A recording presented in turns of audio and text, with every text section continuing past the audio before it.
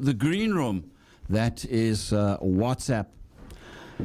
My guest in studio today, I am definitely not going to read his full CV because we're going to be here for a very long time. But Professor Khalid Baidoun is an associate professor of law at the University of Detroit Mercy School of Law and a senior affiliated faculty at the University of California, Berkeley Islamophobia Research and Documentation Project.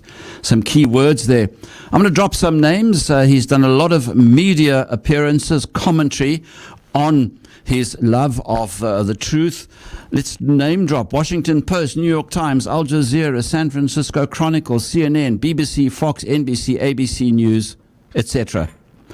And after all of that, and I've missed out most of his life, Professor Khalid Baidoun is a native of the city of Detroit.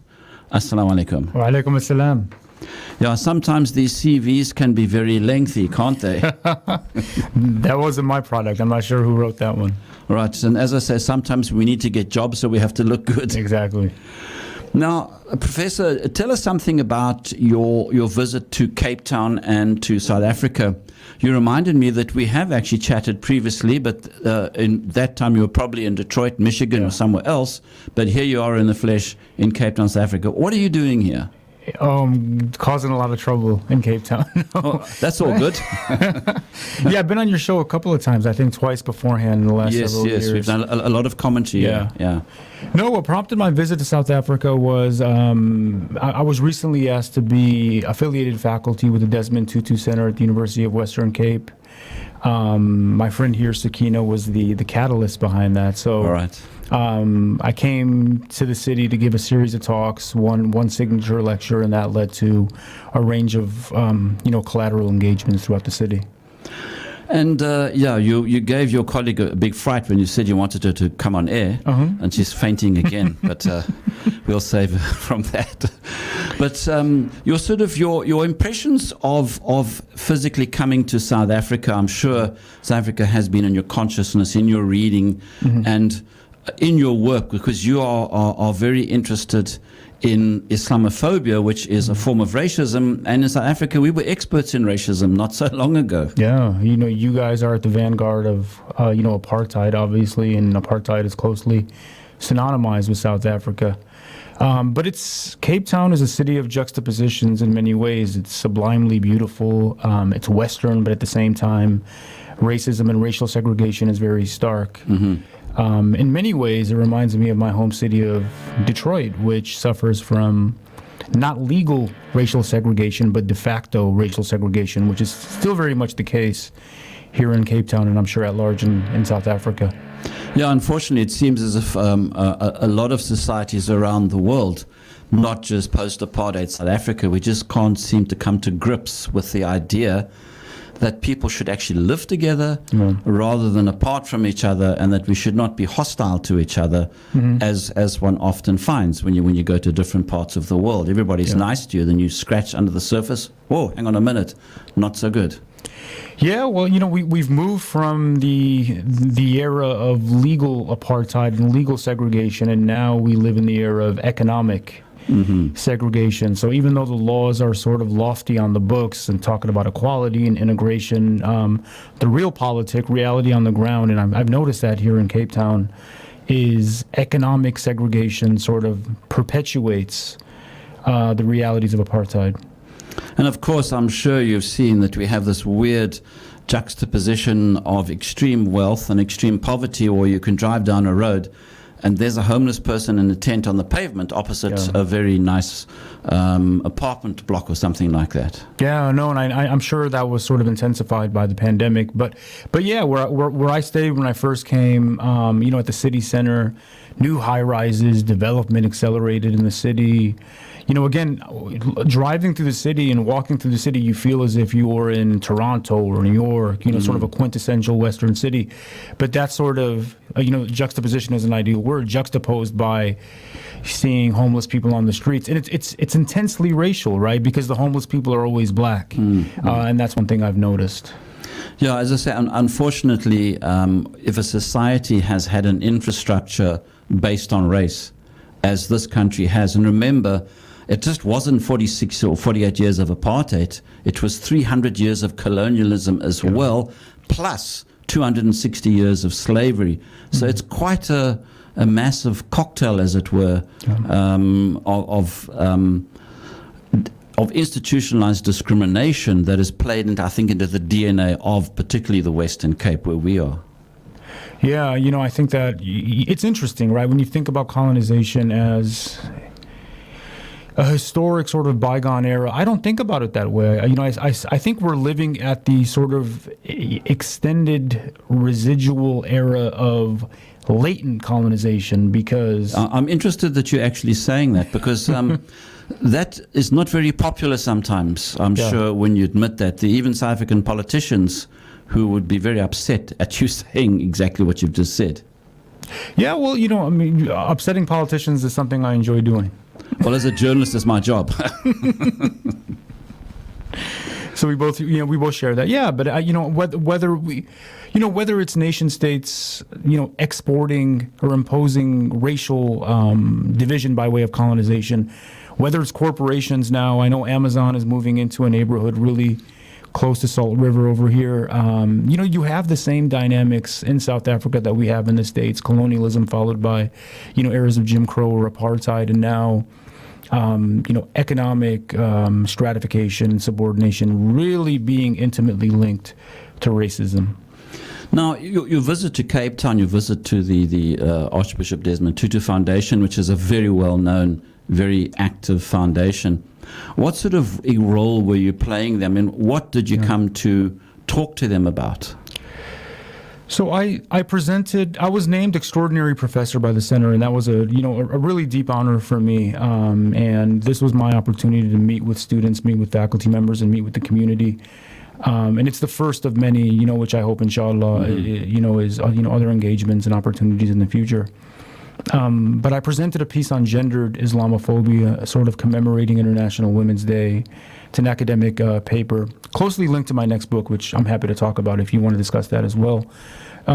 Sort of presenting how these economies of racial and religious violence that are taking place across the world, including South Africa, have a distinct impact on Muslim women. And we see that in places like, India, which is celebrating its Independence Day today.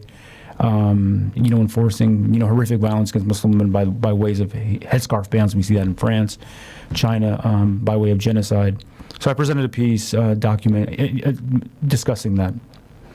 So, yes, commercial time. Let's talk about your upcoming book, because you've also touched on a topic which has been discussed quite a lot, actually, the issue of where Muslim women can place themselves in society without all the baggage. I'll put it that way, because if I mention the baggage, we're going to be here forever. But tell us about your book. Yes, so the next book is a book that really analyzes how Islamophobia is a global phenomenon.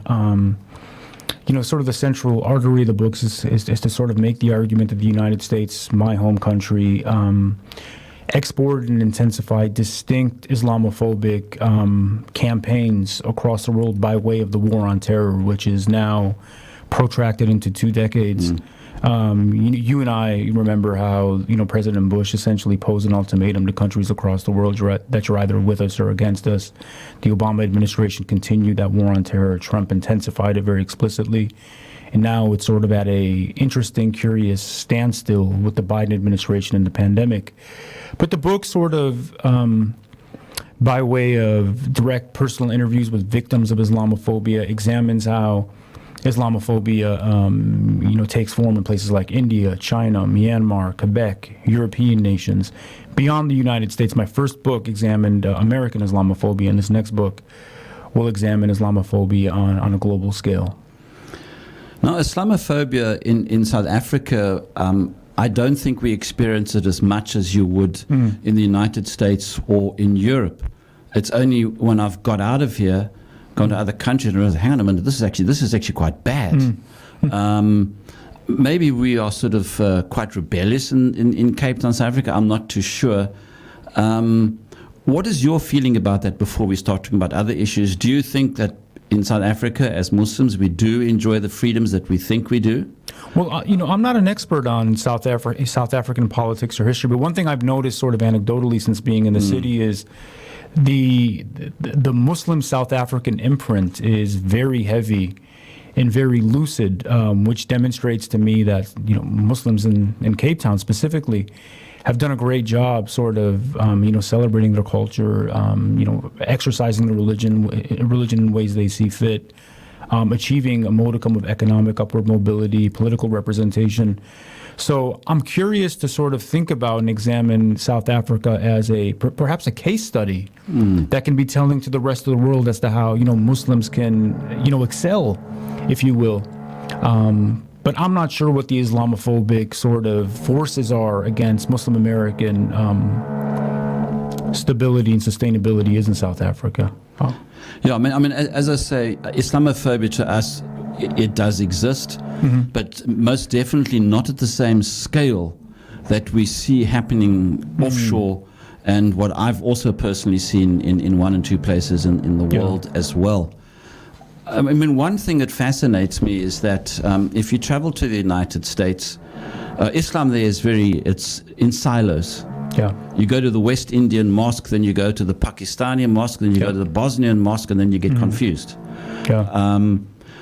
To me, that was very strange, actually. I couldn't understand it. But anyway, that's the way it is. Which city did you visit in the States? I was New York and Washington. Okay. And I found it very, very, very in silos. Yeah. No, I think that's exactly true. And I think that your perspective is one that is very accurate. The sad reality in the United States, and one of the reasons why it's been refreshing being here in Cape Town, is that masajid or mosques are segregated along racial lines. I mean, you have your Arab mosques, you have your South Asian mosques, you have your African American mosques, which kind of defeats the purpose.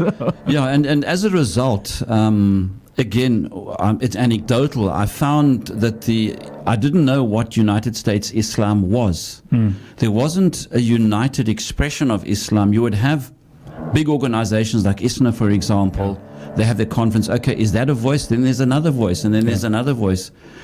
Does this help it for other people to be Islamophobic in the United States? Well, look, I think that the fragmenting and the fracture of the Muslim American milieu is a product of the war on terror. The reason you have factions along racial lines, sectarian lines, and even I think even more potent than race and sect is political lines. You've had a lot of very notable, and I'm not going to name them, imams and Muslim political figures in the United States who were essentially exploited and enlisted by the state to essentially serve the war on terror objectives of the state, both domestically and on a foreign level. I mean, very prominent people who were, essentially representing American interests in places like the UAE, justifying the war in Iraq, justifying the war in Afghanistan. So I think the fracture of the Muslim American sort of landscape is not only the direct consequence, but the design of the war on terror machine in Washington. The other thing, somebody told me the other day on air, my whole life is anecdotal because I'm a journalist, I can't be academic.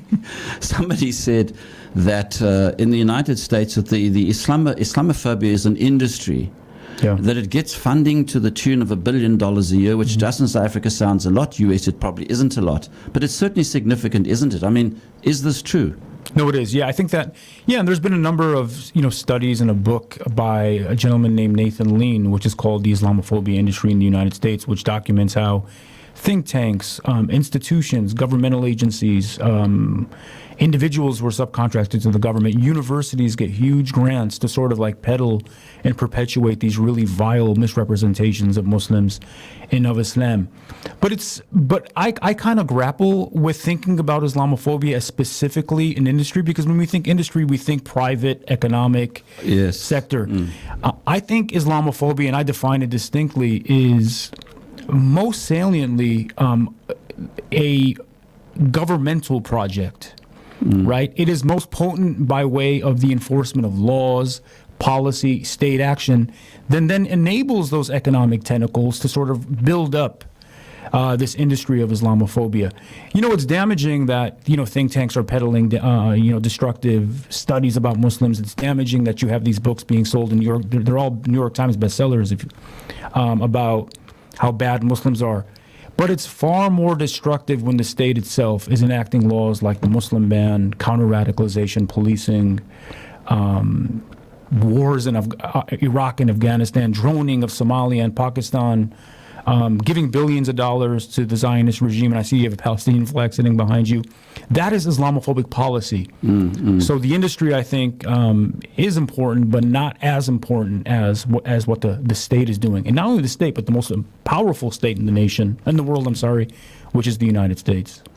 So I mean, how do you counter-react to this? I mean, I see, according to your sort of briefing here, that you appear even on Fox News. I mean, if I want comedy, I will tune into Fox, because for us South Africans, we just cannot believe what's going on there. Yet you've got the guts to go and appear on Fox. I mean, how do you manage to do it? Well, I did. I made a decision 2 to 3 years ago to not accept invitations from specific news outlets, including Fox, because in the United States, it's not only conservative media, by the way, it's liberal media, it's centrist media, which... Well, I mean, liberal media can be as... Islamophobic, exactly. And there are figures who are, quote-unquote, liberal and libertarian that are just as vile and just as damaging to Muslims as individuals on the right. But our media sort of monster is driven by corporate interests.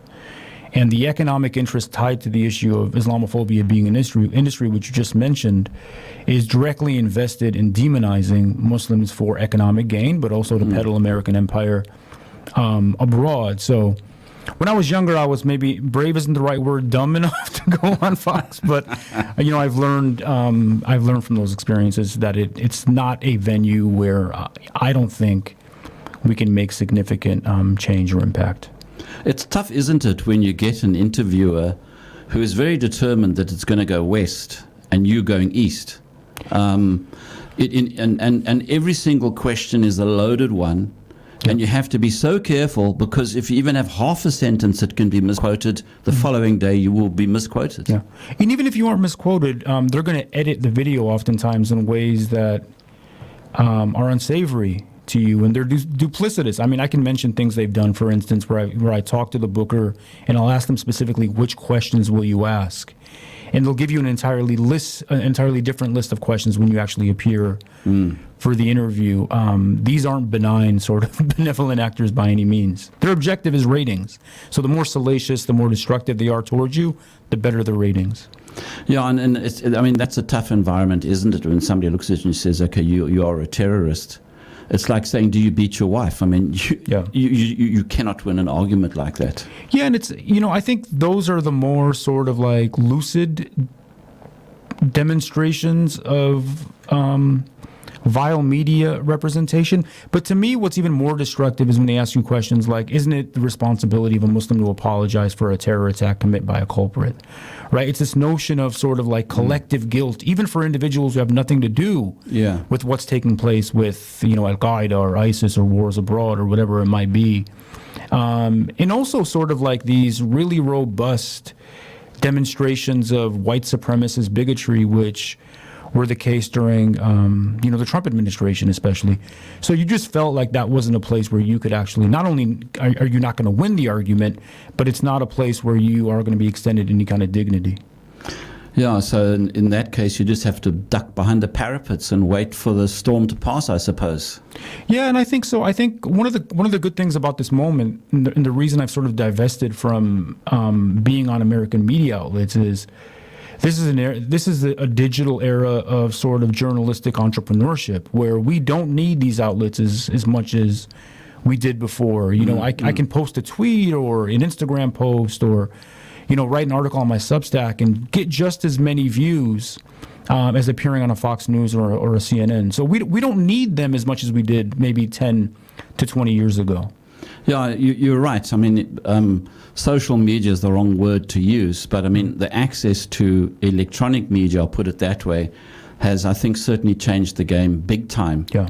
And I'm sure you'll agree that that's where most of the pushback actually comes from, not in your Fox or your CNN or whatever the platform might be. Yeah, no, those television stations, that series of news outlets and television stations in the United States not only had an economic monopoly, but they had a monopoly on the production of knowledge that was that's disseminated to individuals at large. What is so transformative about social media is that it enables people like me who aren't journalists, right? I'm a law professor, I'm an academic, to be able to sort of construct a retelling about who Muslims are, and not only a retelling, but to talk about issues that are entirely neglected by the mainstream media. And that's been, really empowering and really refreshing. And I see young people sort of continuing in that tradition. It's interesting. A circle has turned, because I can remember the time when in the United States there were over 120 major news outlets, you could say, and they were big. And it shrunk to about 3 or 4, and it shrunk to 3 or 4, and then the internet exploded. And it's even more independent voices out there now than actually before. Do you think that we have to really sit back and appreciate the fact that these voices are there, and perhaps we need to access them and listen to them, give them a hearing so they can enjoy relevance?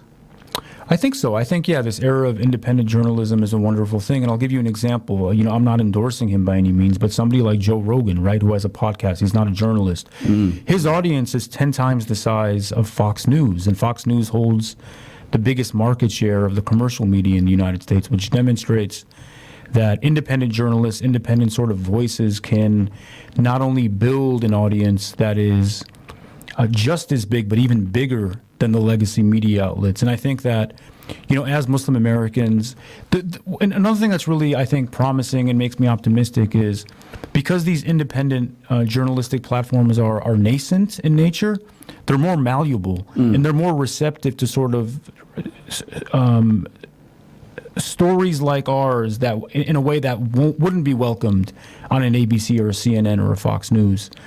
So in addition to us sort of like, interjecting ourselves into those independent media outlets, I think we have to build our own media outlets as well. And this is high time for us to do that, not only in the United States, but Europe. And obviously this radio station is a model that we should replicate in places like the United States. Yeah, we are, in fact, in a very unique position, I must say.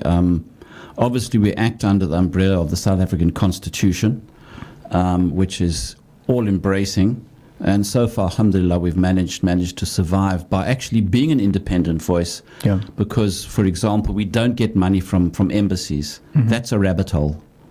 Government money is a rabbit hole. I can promise you. You should know that. Yeah, and you don't want money from the government. We don't want it. So exactly. We are totally reliant upon advertising from our listeners.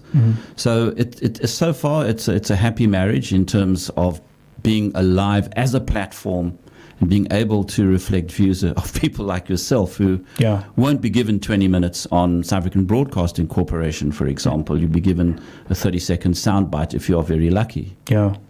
Well, look, and I think that I'm sure the majority of your audience are Muslims in South Africa, and, Muslims in this country should be really proud of a radio station like this and such, manifest that pride by way of funding radio stations like this. And if I can help in any way in the future to help fundraise, create awareness, I'm happy to do that. That's gratefully accepted your offer. And just to remind you as well that our audience is actually very broad. It's not just Muslims. This is the funny thing. People sitting in the traffic right now are thinking, okay, I heard that Khalid Baidoun guy. Okay, he spoke some sense, or maybe he didn't speak sense. I don't know how they're going to respond. But I guarantee you people are sitting in the traffic right now listening to you, and our Cape Town traffic jams can be quite classic sometimes, especially when it rains. Yeah. But well, sorry, go ahead. You wanted to say something, yes. No, and that's a beautiful thing. The fact that and that's a wonderful thing that a radio station that is sort of Muslim centric can resonate and reach audiences beyond our community tradition. And that's something that I strive for as well, right? I think that religion shouldn't be Islam, Christianity, Judaism, whatever it is, right? Our religious perspective should not confine what issues we address. Absolutely. And take on. It should actually inspire and have us extend our arms into issues, and not only of humanitarian concern, or concern of justice for just Muslims. I'm just as concerned for justice of any faith group, any racial group or ethnic group beyond my own. Exactly. Professor Khalid Baidoun, it's been an absolute pleasure. We could carry on chatting until the sun goes down, then you're going to miss your aeroplane, and then you won't come back again. That might be a good thing. Hey, I could stay a couple extra days. But thank you very much for gracing the studio, and of course, thanks for coming to South Africa. I do know you're going to be coming back again. Mm-hmm. Do enjoy all your journeys, inshallah. Thank you so much. Drive Time 91.3. Always on the cutting edge.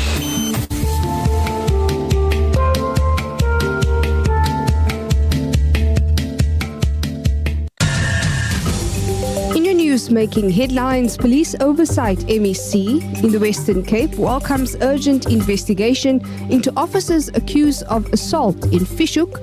Preparations are underway for COSATU's national strike over the rising cost of living, fuel cost and load shedding.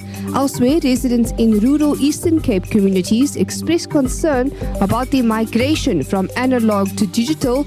And finally, retirement homes in Tshwane are encouraged to enter the Milk Tart Baker competition. That's it for now. Catch the details at the top of the hour.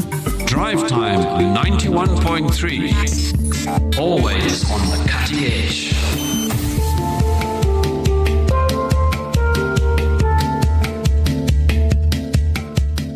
Welcome back to the show. 0829 913 913 gets you into the green room.